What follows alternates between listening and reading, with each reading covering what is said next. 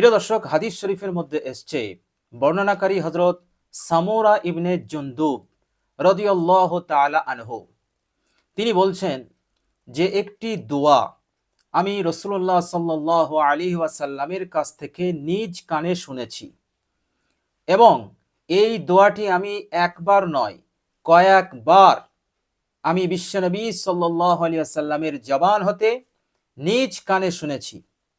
বিশ্বনবী সাল্লাল্লাহু আলাইহি ওয়াসাল্লামের চলে যাওয়ার পর আমিরুল মুমিনিন হযরত আবু বকর রাদিয়াল্লাহু তাআলা আনহুর মুখ থেকেও এই হাদিসটি আমি শুনেছি।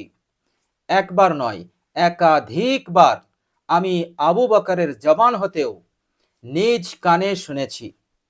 এরপর হযরত ওমর রাদিয়াল্লাহু তাআলা আনহু, তিনি যখন আমিরুল মুমিনিন হলেন, সেই ওমর রাদিয়াল্লাহু তাআলা আনহুর জবান হতে আমি এই দোয়াটি শুনেছি, একবার নয় একাধিকবার। অর্থাৎ হযরত সামুরা ইবনে জুনদুব রাদিয়াল্লাহু তাআলা আনহু, তিনি বলছেন এই মূল্যবান দোয়াটি আমি রাসূলুল্লাহ সাল্লাল্লাহু আলাইহি ওয়াসাল্লামের কাছ হতে একাধিকবার শুনেছি এবং হযরত আবু বকর, হযরত ওমর রাদিয়াল্লাহু তাআলা আনহুমা, ইনাদের জবান হতেও আমি একাধিকবার শুনেছি।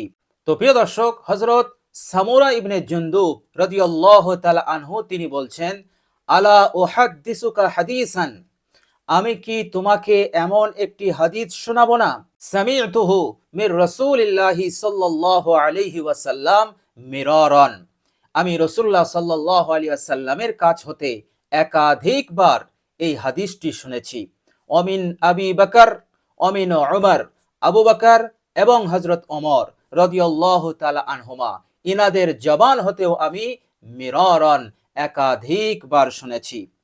প্রিয় দর্শক, হযরত সামুরা ইবনে জুনদুব রাদিয়াল্লাহু তাআলা আনহু, তিনি বলছেন যে এই হাদিসটিতে বিশ্বনবী সাল্লাল্লাহু আলাইহি ওয়াসাল্লাম আমাদেরকে একটি দোয়া শিখিয়েছেন এবং এই দোয়াটি শেখানোর সময় তিনি বললেন, যে ব্যক্তি মান ক্বালা আসবাহা ওয়া ইজা আমসা, সকাল এবং সন্ধ্যায় যে ব্যক্তি এই দোয়াটি পাঠ করবে, এই দোয়াটি পাঠ করার পর আল্লাহ রাব্বুল আলামিনের কাছে দোয়া করবে, বিশ্বনবী সাল্লাল্লাহু আলাইহি ওয়াসাল্লাম বলেছেন, যে ব্যক্তি এই মূল্যবান দোয়াটি পাঠ করার পর আল্লাহ পাকের কাছে ফরিয়াদ করবে, দোয়া করবে, লাম ইয়াসআলিল্লাহা শাইয়ান ইল্লা আ'তাহু, এই দুনিয়ার বুকে, এই দুনিয়ার ভালাইয়ের জন্য, মঙ্গলের জন্য সে আল্লাহ পাকের কাছে যা চাইবে, পরকাল সম্পর্কে যা সে সওয়াল করবে, ইল্লা আ'তাহু ইয়া, প্যারা নবী বিশ্বনবী সাল্লাল্লাহু আলাইহি ওয়াসাল্লাম বললেন, আল্লাহ রাব্বুল আলামিন মুহূর্তে তার দোয়াকে তিনি কবুল করে নেবেন। বলুন সুবহানাল্লাহ। বিশ্বনবী সাল্লাল্লাহু আলাইহি ওয়াসাল্লাম তাকিদ দিয়ে বলেছেন, ইল্লা আ'তাহু ইয়া, অবশ্যই অবশ্যই সে যা চাইবে আল্লাহ পাক তাকে তাই দিয়ে দেবেন। বলুন সুবহানাল্লাহ। প্রিয় দর্শক, খুবই জবরদস্ত এবং খুবই পাওয়ারফুল এই হাদিস। হযরত সামুরা ইবনে জুনদুব রাদিয়াল্লাহু তাআলা আনহু, তিনি যখন হাদিসটি শোনাচ্ছিলেন তখন তিনি বারবার বললেন যে আমি এই হাদিসটি বিশ্বনবী সাল্লাল্লাহু আলাইহি সাল্লামের কাছ হতে একবার নয় মিরারান একাধিকবার শুনেছি এবং আবু বকর, ওমর, ইনাদের কাছ হতেও আমি একাধিকবার শুনেছি। হযরত সামুরা ইবনে জুনদুব রাদিয়াল্লাহু তাআলা আনহু, তিনি দোয়ার গুরুত্ব তিনি বুঝিয়ে দিলেন যে এই হাদিসটি কতটা ফলপ্রসূ এবং কতটা গুরুত্বপূর্ণ, মহত্বপূর্ণ আমাদের জন্য। তো প্রিয় দর্শক, আজকের ভিডিওতে সেই মূল্যবান দোয়াটি আমি আপনাদের সঙ্গে শেয়ার করব। প্রিয় দর্শক, এই মূল্যবান দোয়াটি খুবই সহজ, খুবই সরল। আপনি যখনই এই দোয়াটি পাঠ করবেন, পাঠ করার পর আল্লাহ রাব্বুল আলামিনের কাছে দোয়া করবেন, বিশ্বনবী সাল্লাল্লাহু আলাইহি সাল্লাম বলেছেন অবশ্যই সেই ব্যক্তির দোয়াকে আল্লাহ রাব্বুল আলামিন কবুল করে নেবেন। বলুন সুবহানাল্লাহ। প্রিয় দর্শক, আপনি দোয়াটি পাঠ করুন, এরপর আপনি আল্লাহ রাব্বুল আলামিনের কাছে আপনার হাজত, আপনার প্রয়োজনের কথা বলুন, আপনার মনের নেক আশা আকাঙ্ক্ষার কথা বলুন, দুনিয়ার ভালাইয়ের কথা বলুন, অভাবের কথা বলুন। কেননা আল্লাহ রাব্বুল আলামিন বলেছেন, ওয়া ক্বালা রাব্বুকুম উদউনি আস্তাজিব লাকুম, তোমার প্রতিপালক বলেছেন, তোমরা আমার কাছে দোয়া করো, আমি তোমাদের দোয়াকে কবুল করব। আল্লাহ রাব্বুল আলামিন আরো বলেন, কে আছো অভাবী, তারা আমার কাছে চাও, আমি তোমাদেরকে রিজিক দেব, আমি তোমাদেরকে গণী বানাবো, আমি তোমাদেরকে ধনী বানাবো। কে আছো বিপদগ্রস্ত, আমার কাছে বলো, আমি তোমাদেরকে বিপদ হতে, আলা বালা পেরেশানি হতে তোমাদেরকে মুক্তি দেব। কে আছো হাজতমন্দ, আমার কাছে বলো, তোমাদের হাজতকে আমি পুরো করে দেব। বলুন সুবহানাল্লাহ। এটা আল্লাহ রাব্বুল আলামিন বান্দাদের দিকে তাকিয়ে তিনি বলেন। বলুন সুবহানাল্লাহ। আর যখন রাতের শেষ অংশ হয়, তখন আল্লাহ রাব্বুল আলামিন দুনিয়ার আসমানে অবতরণ করেন। কেমন ভাবে অবতরণ করেন, কি এর স্বরূপ, এটা আমার আপনার কাছে অজানা। আল্লাহ রাব্বুল আলামিনের যেমন শান, সেই শান অনুযায়ী এই ঘটনা ঘটে। এরপর আল্লাহ রাব্বুল আলামিন সবচাইতে মানুষের কাছাকাছি আসেন এবং বলেন, হে আমার বান্দারা, কে আছো অভাবী, কে আছো গরিব, কে আছো বিপদগ্রস্ত, কে আছো হাজতমন্দ, আমার কাছে বলো, আমি তোমাদের সব পেরেশানিকে দূর করে দেব, সব দুশ্চিন্তাকে আমি দূর করে দেব। বলুন সুবহানাল্লাহ। এই সময়, এই মুহূর্তে যারা আল্লাহ রাব্বুল আলামিনের কাছে দুহাত পেতে দোয়া করে, আল্লাহ রাব্বুল আলামিন সঙ্গে সঙ্গে সেই দোয়াকে কবুল করে নেন। বলুন সুবহানাল্লাহ। প্রিয় দর্শক, যে দোয়াটি এই হাদিস শরীফের মধ্যে বর্ণিত হয়েছে, হযরত সামুরা ইবনে জুনদুব রাদিয়াল্লাহু তাআলা আনহু তিনি এই দোয়াটি বর্ণনা করেছেন। তিনি বলেছেন, বিশ্বনবী সাল্লাল্লাহু আলাইহি সাল্লাম এই দোয়াটি তালিম দেওয়ার সময় বললেন, যে কোনো বান্দা এই দোয়াটি পড়ে লাম ইয়াসআলিল্লাহা শাইয়ান ইল্লা আতাহু ইয়া, বান্দা যা কিছু আল্লাহর কাছে চাইবে, আল্লাহ পাক অবশ্যই তাকে দিয়ে দেবেন। বলুন সুবহানাল্লাহ। তো প্রিয় দর্শক, গাফিলতি নয়, অলসতা নয়, দোয়াটি আজ থেকেই মুখস্থ করে নিন, অথবা দেখে দেখে পড়ে আপনি আল্লাহ রাব্বুল আলামিনের কাছে দোয়া করুন। অবশ্যই 100% গ্রান্টেড।